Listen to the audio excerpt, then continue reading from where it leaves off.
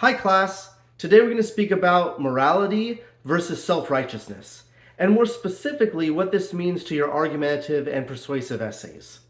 Now, morality is the set of principles or ideas that surround what we identify as right or wrong, or good behavior and bad behavior. That's what morality is. Now, morality is a very important part of our argumentative essays and persuasive essays because if we're able to reason and identify through logic and persuasive appeals what is right and argue that our argument is in favor of that versus what's wrong, we can more effectively persuade or argue our point, at least, to our audience. Now, self-righteousness is something that seems like it would be in line with that, but it's totally different. And I think most of you guys probably have a negative perception of self-righteousness. And that's because self-righteousness is when a person believes that their ideas or their beliefs and actions are absolutely right and superior to those of others. You've probably met self-righteous people before and you're annoyed by them and they're just the worst, right? Well, you do not want to fall into the trap of becoming self-righteous in your essay writing. When you write an essay, you want to use morality to your advantage, but you do not want to fall into the trap of believing that you are morally superior and morally correct to the beliefs of others. Now, a lot of the times what we're going to be arguing in our essays are not massively big deals, right? There's some gray area involved there. But because this is an argumentative essay, you have to pick a side. And once you pick a side, you have to defend that side within your essay. I want to give you guys a little bit of background in learning about morality and the morality of others.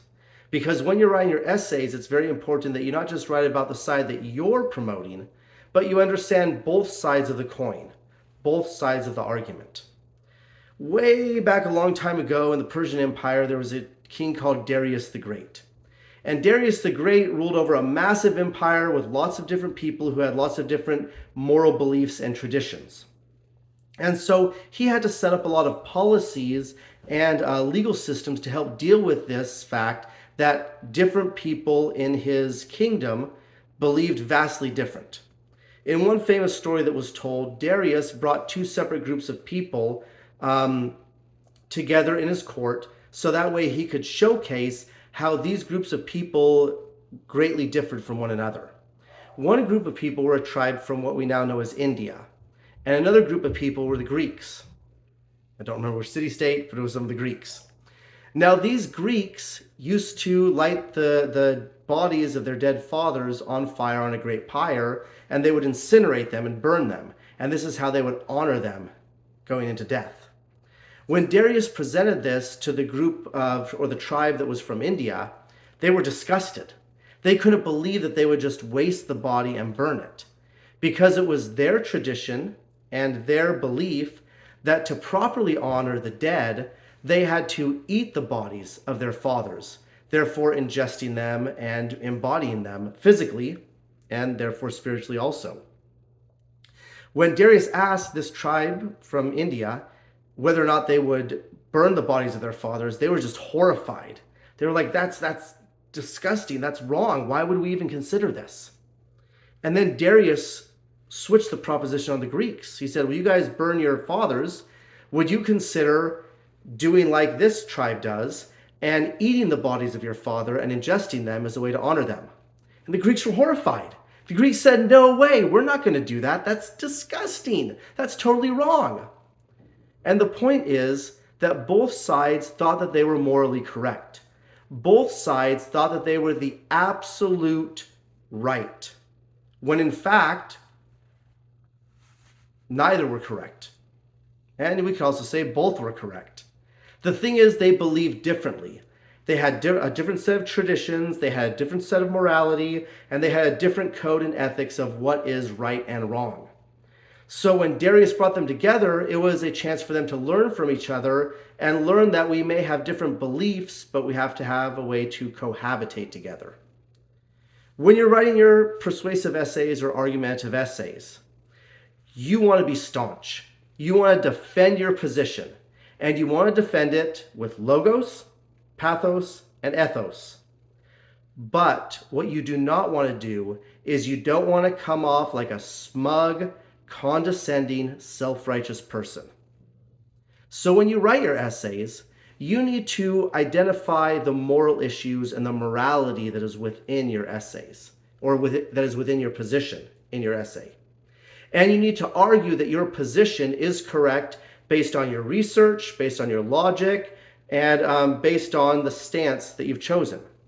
What you do not want to do is you do not want to just come out and say, I'm right because my way of thinking is best, this other side is wrong, this other side is horrible, and they're just the worst, right?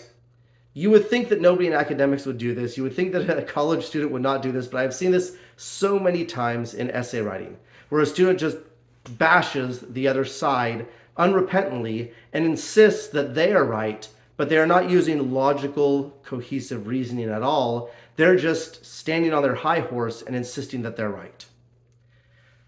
So, how can we avoid this attitude of self-righteousness?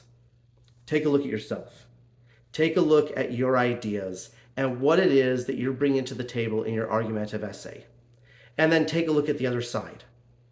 Really look hard at the opposite claim and think to yourself, if I was on the other side, how would I feel about this? What would I want to hear from this argument so that way I could at least, if not agree with this person who's writing it, I could at least say, okay, what that person says makes sense. I don't totally agree with it, but I understand where you're coming from. I understand the reasoning behind your claim and your belief. Let's take a look at one of the big moral dilemmas of our age, right? Abortion. Pro-life and pro-choice have been at each other for a very long time. And you could do a simple Google search on pro-life and pro-choice or abortion, and you'll find a lot of varied opinions. But one of the things that you'll find is at the core of the debate of abortion is the morality of whether or not it's okay to terminate or kill a fetus. Some people believe a fetus is not yet a human. Some people believe that a fetus is a human. And so the debate a lot of times lies in, when does the fetus become a human? When does it become okay to terminate that fetus that's growing inside the mother, if at all? And this is where we really tie down some of our debate, is when we come to the fact that what is that turning point, or what is the underlying point of what is the underlying point of agreement where we will agree, where does human life actually begin, and where does it become morally unacceptable to terminate that life? And the pro-life and the pro-choice people have very different answers for that. And that's why this argument rages on even today. When you look at your own essay writing, take a look at your arguments. Are you writing your arguments effectively for your claim? Or are you just claiming that you're right just because? If you're able to back up your point with logic and reasoning and support from your resources, you're probably doing a good job. If your essay is primarily just saying, I'm right because I have life experience and I think that I'm right, you're being self-righteous. You're being condescending. Stop that. Do a little bit of research, find some experts that agree with you, and reason to your reader why they should believe in your claim based on the logic and argument that you're presenting, not by just saying you're right. Because we want to be able to argue that our morality is a point of agreement that we can say, yes, I know what you're talking about, I understand, I may or may not agree with you, but I at least understand where you're coming from. We don't want the reader to take a look at your paper and say, this guy's just a jerk. He just insists he's right, but he offers no real proof, no real reasoning. He's like a 5-year-old that just says, I'm right because I am. We don't want that. Be a good collegiate student, do your research, and properly reason out your argument with logic and understanding. I wish you the best. Thank you.